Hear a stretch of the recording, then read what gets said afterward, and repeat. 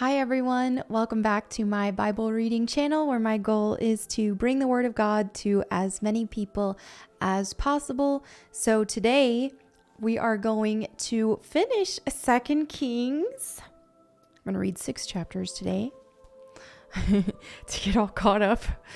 All right, let's start with chapter 20.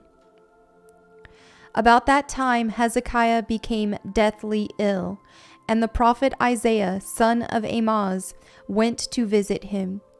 He gave the king this message: "This is what the Lord says: Set your affairs in order, for you are going to die. You will not recover from this illness." When Hezekiah heard this, he turned his face to the wall and prayed to the Lord.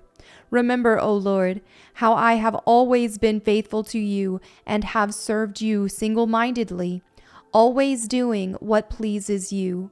Then he broke down and wept bitterly.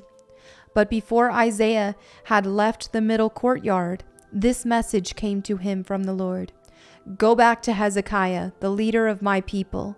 Tell him this is what the Lord, the God of your ancestor David, says: I have heard your prayer and seen your tears.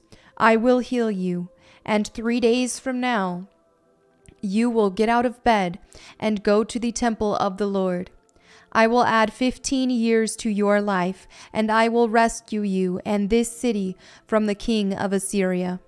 I will defend this city for my own honor and for the sake of my servant David." Then Isaiah said, "Make an ointment from figs." So Hezekiah's servants spread the ointment over the boil, and Hezekiah recovered. Meanwhile, Hezekiah had said to Isaiah, "What sign will the Lord give to prove that he will heal me, and that I will go to the temple of the Lord 3 days from now?" Isaiah replied, "This is the sign from the Lord to prove that he will do as he promised. Would you like the shadow on the sundial to go forward 10 steps or backwards 10 steps?" "The shadow always moves forward," Hezekiah replied. "So that would be easy. Make it go 10 steps backwards instead." So Isaiah the prophet asked the Lord to do this, and he caused the shadow to move 10 steps backward on the sundial of Ahaz. Soon after this, Merodach-Baladan, son of Baladan, king of Babylon, sent Hezekiah his best wishes and a gift, for he had heard that Hezekiah had been very sick. Hezekiah received the Babylonian envoys and showed them everything in his treasure houses, the silver, the gold, the spices, and the aromatic oils. He also took them to see his armory and showed them everything in his royal treasuries. There was nothing in his palace or kingdom that Hezekiah did not show them. Then Isaiah the prophet went to King Hezekiah and asked him, "What did those mean? What did those men want? Where were they from?" Hezekiah replied, "They came from the distant land of Babylon." "What did they see in your palace?" Isaiah asked. "They saw everything," Hezekiah replied. "I showed them everything I own, all my royal treasuries." Then Isaiah said to Hezekiah, "Listen to this message from the Lord. The time is coming when everything in your palace, all the treasures stored up by your ancestors until now, will be carried off to Babylon. Nothing will be left, says the Lord. Some of your very own sons will be taken away into exile. They will become eunuchs who will serve in the palace of Babylon's king." Then Hezekiah said to Isaiah, "This message you have given me from the Lord is good." For the king was thinking, "At least there will be peace and security during my lifetime." The rest of the events in Hezekiah's reign, including the extent of his power and how he built a pool and dug a tunnel to bring water into the city, are recorded in the book of the history of the kings of Judah. Hezekiah died, and his son Manasseh became the next king. 2 Kings chapter 21. Manasseh was 12 years old when he became king, and he reigned in Jerusalem 55 years. His mother was Hephzibah. He did what was evil in the Lord's sight, following the detestable practices of the pagan nations that the Lord had driven from the land ahead of the Israelites. He rebuilt the pagan shrines his father Hezekiah had destroyed. He constructed altars for Baal and set up an Asherah pole, just as King Ahab of Israel had done. He also bowed before all the powers of the heavens and worshipped them. He built pagan altars in the temple of the Lord, the place where the Lord had said, "My name will remain in Jerusalem forever." He built these altars for all the powers of the heavens in both courtyards of the Lord's temple. Manasseh also sacrificed his own son in the fire. He practiced sorcery and divination, and he consulted with mediums and psychics. He did much that was evil in the Lord's sight, arousing his anger. Manasseh even made a carved image of Asherah and set it up in the temple, the very place where the Lord had told David and his son Solomon, "My name will be honored forever in this temple and in Jerusalem, the city I have chosen from among all the tribes of Israel. If the Israelites will be careful to obey my commands, all the laws my servant Moses gave them, I will not send them into exile from this land that I gave their ancestors." But the people refused to listen, and Manasseh led them to do even more evil than the pagan nations that the Lord had destroyed when the people of Israel entered the land. Then the Lord said through his servants, the prophets, "King Manasseh of Judah has done many detestable things. He is even more wicked than the Amorites, who lived in this land before Israel. He has caused the people of Judah to sin with his idols.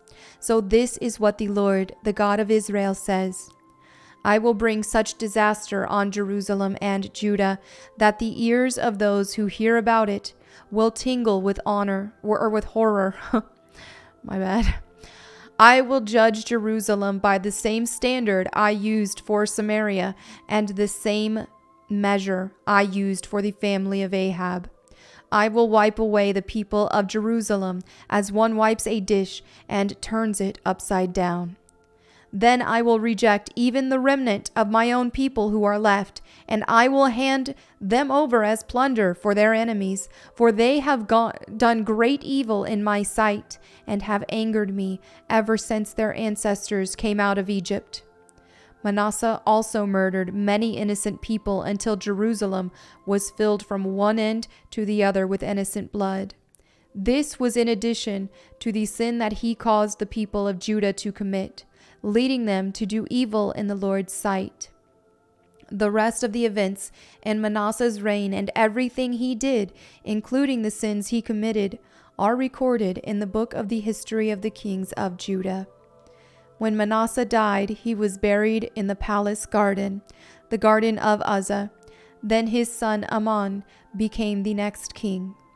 Amon was 22 years old when he became king, and he reigned in Jerusalem 2 years. His mother was Meshullemeth, the daughter of Haruz, from Jotbah. He did what was evil in the Lord's sight, just as his father Manasseh had done. He followed the temple of his father, worshiping the same idols his father had worshipped. He abandoned the Lord, the God of his ancestors, and he refused to follow the Lord's ways. Then Amon's own officials conspired against him and assassinated him in his palace. But the people of the land killed all those who had conspired against King Amon, and they made his son Josiah the next king. The rest of the events in Amon's reign and what he did are recorded in the book of the history of the kings of Judah. He was buried in his tomb in the garden of Uzzah. Then his son Josiah became the next king. 2 Kings chapter 22. Josiah was 8 years old when he became king, and he reigned in Jerusalem 31 years. His mother was Jedidah, the daughter of Adiah from Bozkath. He did what was pleasing in the Lord's sight and followed the example of his ancestor David. He did not turn away from doing what was right. In the 18th year of his reign, King Josiah sent Shaphan, son of Azaliah and grandson of Meshullam, the court secretary, to the temple of the Lord. He told him, "Go to Hezekiah, the high priest, and have him count the money the gatekeepers have collected from the people at the Lord's temple. Entrust this money to the men assigned to supervise the restoration of the Lord's temple. Then they can use it to pay workers to repair the temple. They will need to hire carpenters, builders, and masons. Also have them buy the timber and the finished stone needed to repair the temple.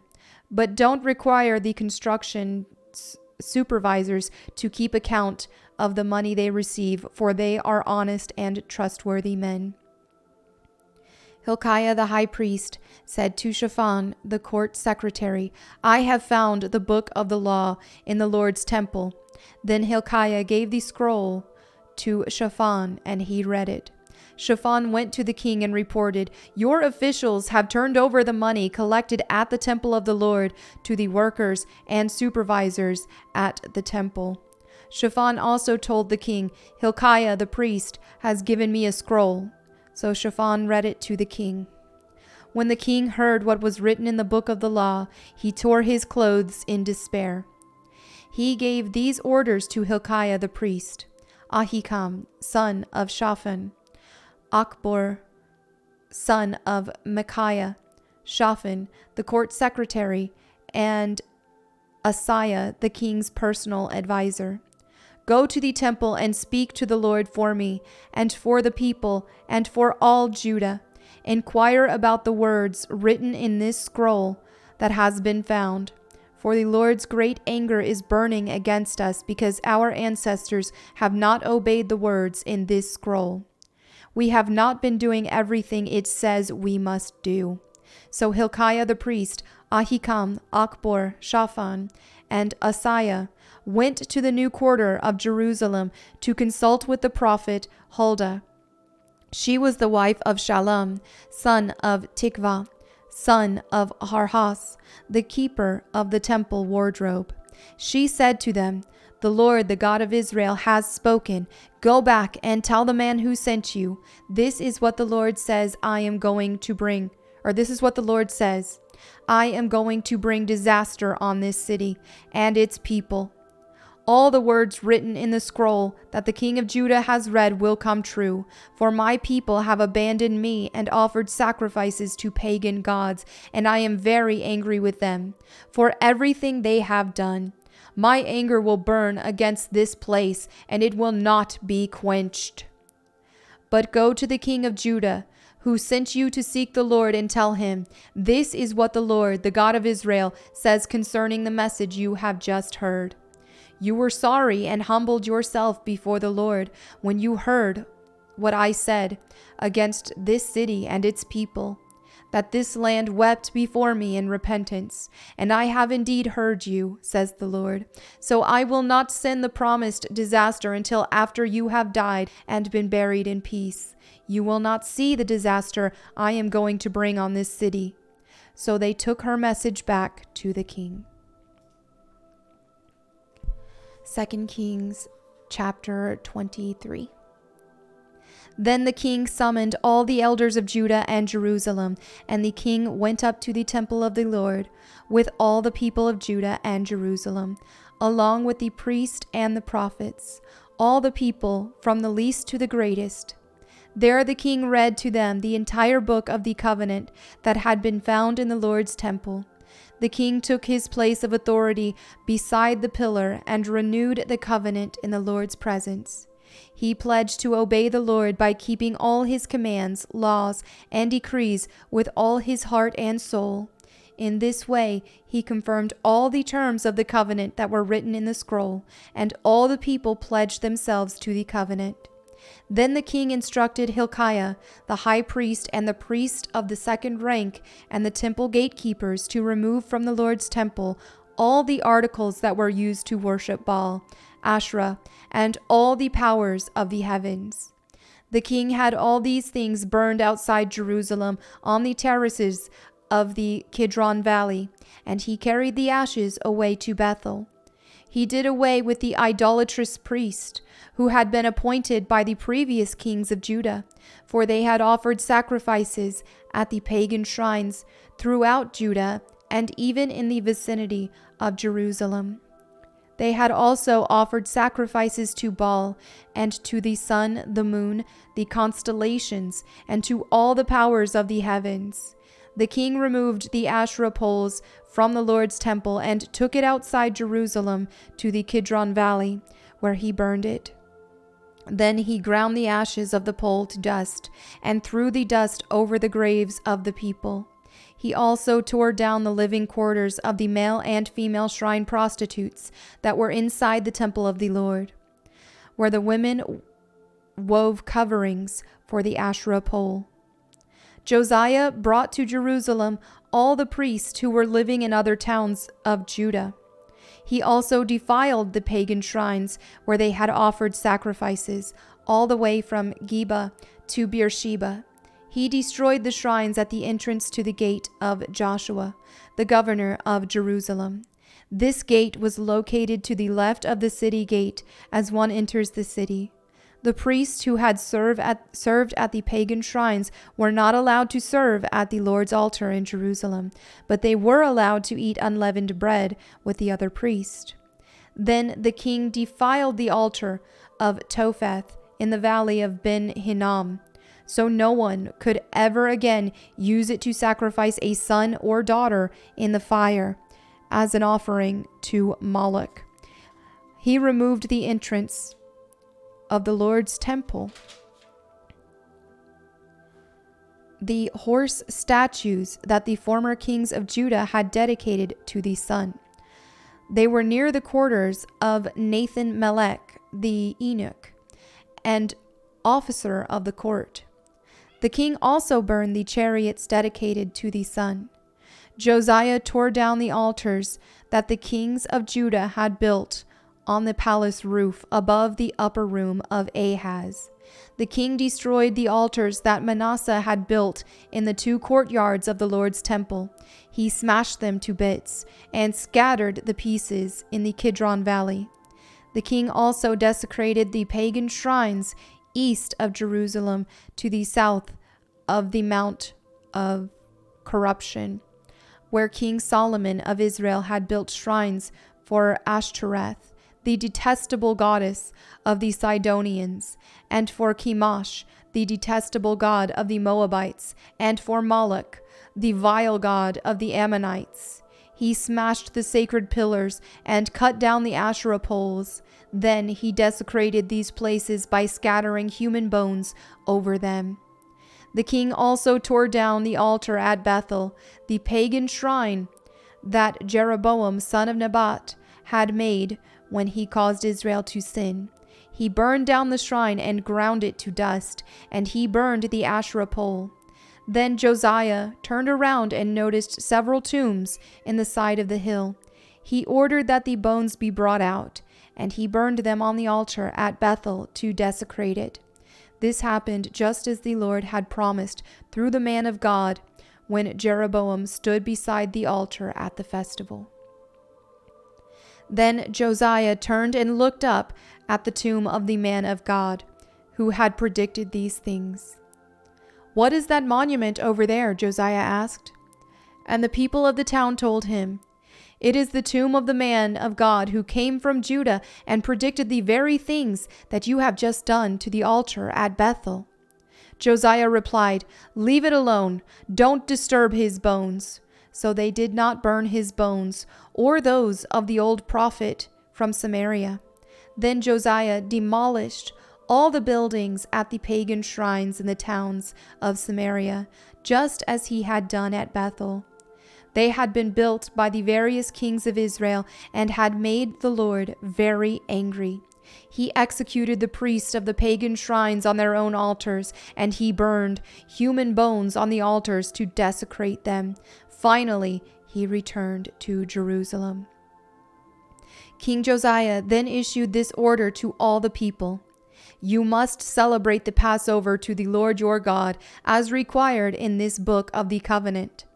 There has not been a Passover celebration like that since the time when the judges ruled in Israel, nor throughout all the years of the kings of Israel and Judah.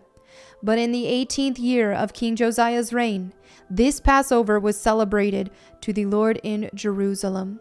Josiah also got rid of the mediums and psychics, the household gods, the idols, and every other kind of detestable practice, both in Jerusalem and throughout the land of Judah. He did this in obedience to the laws written in the scroll that Hilkiah the priest had found in the Lord's temple. Never before had there been a king like Josiah, who turned to the Lord with all his heart and soul and strength, obeying all the laws of Moses, and there has never been a king like him since. Even so, the Lord was very angry with Judah because of all the wicked things Manasseh had done to provoke him. For the Lord said, "I will also banish Judah from my presence, just as I have banished Israel. And I will reject my chosen city of Jerusalem and the temple where my name was to be honored."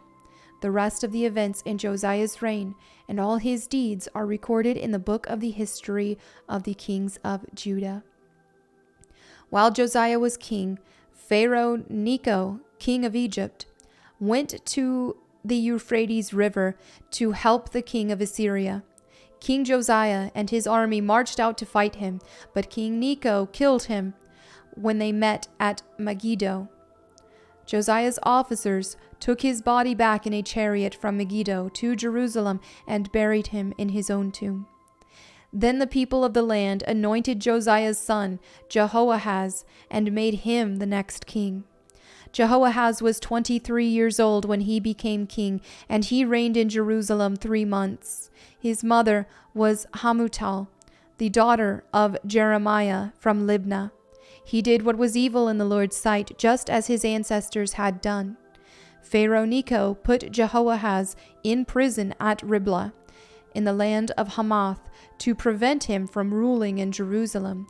He also demanded that Judah pay 7,500 pounds of silver and 75 pounds of gold as tribute. Pharaoh Necho then installed Eliakim, another of Josiah's sons, to reign in place of his father. And he changed Eliakim's name to Jehoiakim. Jehoahaz was taken to Egypt as a prisoner, where he died. In order to get the silver and gold demanded as tribute by Pharaoh Necho, Jehoiakim collected a tax from the people of Judah, requiring them to pay in proportion to their wealth. Jehoiakim was 25 years old when he became king, and he reigned in Jerusalem 11 years. His mother was Zebidah, the daughter of Pedaiah from Rumah. He did what was evil in the Lord's sight, just as his ancestors had done. 2 Kings chapter 24.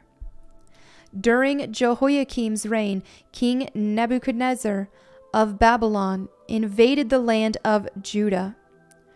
Jehoiakim surrendered and paid him tribute for 3 years, but then rebelled. Then the Lord sent bands of Babylonian, Aramean, Moabite, and Ammonite raiders against Judah to destroy it, just as the Lord had promised through his prophets. These disasters happened to Judah because of the Lord's command. He had decided to banish Judah from his presence because of the many sins of Manasseh, who had filled Jerusalem with innocent blood. The Lord would not forgive this. The rest of the events in Jehoiakim's reign and all his deeds are recorded in the book of the history of the kings of Judah. When Jehoiakim died, his son Jehoiakim became the next king. The king of Egypt did not venture out of his country after that. For the king of Babylon captured the entire area formerly claimed by Egypt from the brook of Egypt to the Euphrates River. Jehoiakim was 18 years old when he became king, and he reigned in Jerusalem 3 months. His mother was Nehushta, the daughter of Elnathan from Jerusalem. Jehoiakim did what was evil in the Lord's sight, just as his father had done. During Jehoiakim's reign, the officers of King Nebuchadnezzar of Babylon came up against Jerusalem and besieged it. Nebuchadnezzar himself arrived at the city during the siege. Then King Jehoiakim, along with the queen mother, his advisors, his commanders, and his officials, surrendered to the Babylonians. In the 8th year of Nebuchadnezzar's reign, he took Jehoiakim's prisoner. As the Lord had said beforehand, Nebuchadnezzar carried away all the treasures from the Lord's temple and the royal palace. He stripped away all the gold objects that King Solomon of Israel had placed in the temple. King Nebuchadnezzar took all of Jerusalem captive, including all the commanders and the best of the soldiers, craftsmen, and artisans, 10,000 in all. Only the poorest people were left in the land. Nebuchadnezzar led King Jehoiakim away as a captive to Babylon, along with the queen mother, his wives and officials, and all Jerusalem's elite. He also exiled 7,000 of the best troops and 1,000 craftsmen and artisans, all of whom were strong and fit for war. Then the king of Babylon installed Mattaniah, Jehoiakim's uncle, as the next king, and he changed Mattaniah's name to Zedekiah. Zedekiah was 21 years old when he became king, and he reigned in Jerusalem 11 years. His mother was Hamutal, the daughter of Jeremiah from Libnah. But Zedekiah did what was evil in the Lord's sight, just as Jehoiakim had done. These things happened because of the Lord's anger against the people of Jerusalem and Judah, until he finally banished them from his presence and sent them into exile. Zedekiah rebelled against the king of Babylon. 2 Kings chapter 25. So on January 15th, during the 9th year of Zedekiah's reign, King Nebuchadnezzar of Babylon led his entire army against Jerusalem. They surrounded the city and built siege ramps against its walls. Jerusalem was kept under siege until the 11th year of King Zedekiah's reign. By July 18th, in the 11th year of Zedekiah's reign, the famine in the city had become very severe, and the last of the food was entirely gone. Then a section of the city wall was broken down, since the city was surrounded by the Babylonians. The soldiers waited for nightfall and escaped through the gate between the two walls behind the king's garden. Then they headed toward the Jordan Valley. But the Babylonian troops chased the king and overtook him on the plains of Jericho, for his men had all deserted him and scattered. They captured the king and took him to the king of Babylon at Riblah, where they pronounced judgment upon Zedekiah. They made Zedekiah watch as they slaughtered his sons. Then they gouged out Zedekiah's eyes, bound him in bronze chains, and led him away to Babylon. On August 14th of that year, which was the 19th year of King Nebuchadnezzar's reign, Nebuzaradan, the captain of the guard and an official of the Babylonian king, arrived in Jerusalem. He burned down the temple of the Lord, the royal palace, and all the houses of Jerusalem. He destroyed all the important buildings in the city. Then he supervised the entire Babylonian army as they tore down the walls of Jerusalem on every side. Then Nebuzaradan, the captain of the guard, took as exiles the rest of the people who remained in the city, the defectors who had declared their allegiance to the king of Babylon, and to the rest of the population. But the captain of the guard allowed some of the poorest people to stay behind to care for the vineyards and fields. The Babylonians broke up the bronze pillars in front of the Lord's temple, the bronze water carts, and the great bronze basin called the sea, and they carried all the bronze away to Babylon. They also took all the ash buckets, shovels, lamp snuffers, ladles, and all the other bronze articles used for making sacrifices at the temple. The captain of the guard also took the incense burners and basins, and all the other articles made of pure gold or silver. The weight of the bronze from the 2 pillars, the sea, and the water carts was too great to be measured. These things had been made for the Lord's temple in the days of Solomon. Each of the pillars was 27 feet tall. The bronze capital on top of each pillar was 7.5 feet high and was decorated with a network of bronze pomegranates all the way around.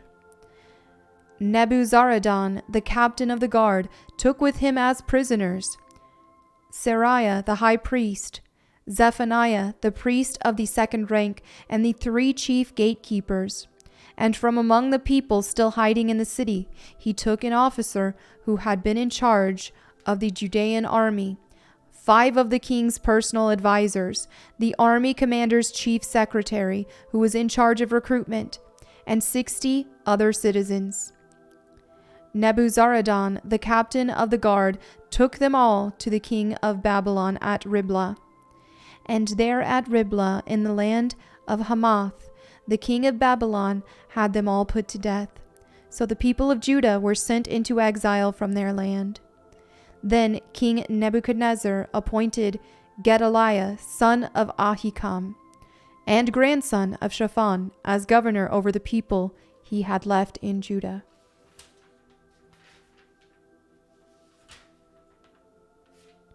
I thought there were 26 chapters. There's 25.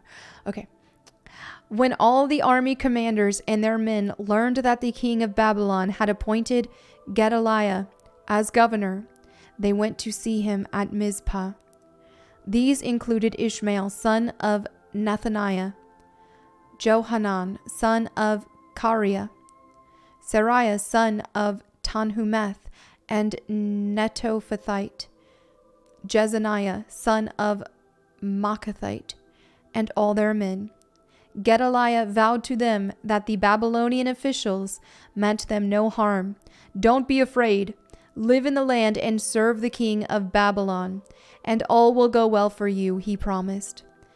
But in mid-autumn of that year, Ishmael, son of Nethaniah, and grandson of Elishama, who was a member of the royal family, went to Mizpah with 10 men and killed Gedaliah. He also killed all the Judeans and Babylonians who were with him at Mizpah. Then all the people of Judah, from the least to the greatest, as well as the army commanders, fled in panic to Egypt, for they were afraid of what the Babylonians would do to them. In the 37th year of the exile of King Jehoiachin of Judah, evil Merodach ascended to the Babylonian throne. He was kind to Jehoiachin and released him from prison on April 2nd of that year. He spoke kindly to Jehoiachin and gave him a higher place than all the other exiled kings in Babylon. He supplied Jehoiachin with new clothes to replace his prison garb, and allowed him to dine in the king's presence for the rest of his life. So the king gave him a regular food allowance as long as he lived. There you have it for 2 Kings. Tomorrow we will start in 1 Chronicles. I have to say, it kind of throws me for a loop seeing like August, July, the months we use. I don't remember that being in other translations written like that, but who knows? Maybe I'm remembering it weird. But anyway, there you have it for today's video. Something else that I kind of wanted to talk about briefly. Now, normally I try to not share a lot of my personal input and stuff. I just like to read the Bible and that's it. But I don't know, I just kind of felt it on my heart today as I was reading all that, and how we kept seeing through Kings, the different kings, that some of them were honoring God and some of them weren't. And you'll notice how the significance of staying away from witchcraft and sorcerers and things of that nature.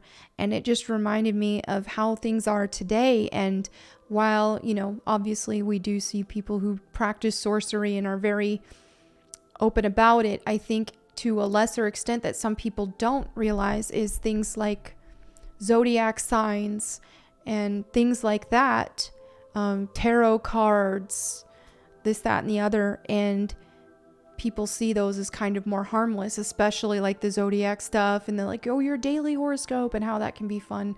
But this is witchcraft. It's demonic. And so I just felt compelled to just kind of speak on that for a moment, and how, even with things like that may seem harmless, it may just seem like, oh, a little personality thing.